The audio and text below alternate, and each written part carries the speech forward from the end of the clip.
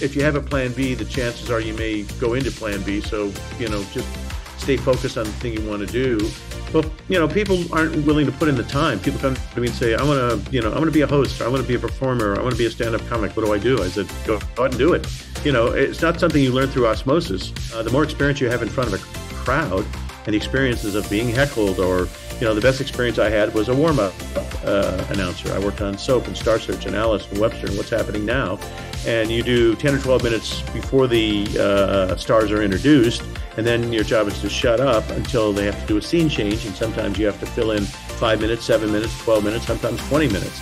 And so what do you do during that time period? You can't, bring out your wallet and show pictures of your kids. You have to be able to interact with a crowd. And some nights the crowd just isn't with you. And, how do you handle that? Well, when you do it for 10 or 12 years, you learn various things, little tricks along the way that work. And so you have to learn, your craft. Are you willing to put in another 12 to 15 years before that happens? Because that's what most of us did who were successful. A few people got lucky and a year or two were out doing it. But most of the time it takes at least 10 years to learn your craft. And most people aren't willing to put in the time. I started off as a warm-up announcer. I started off on the Mac Davis show, mostly at NBC.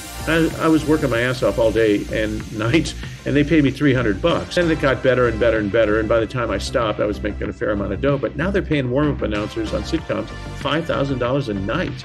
Now, it's a tough job to get, but if you get it, you could do a sitcom on a Tuesday night and a Friday night. You can make $10,000 a week, 3 weeks of the month. That ain't bad. 12 of those jobs open, and generally 4 people do those 12 jobs.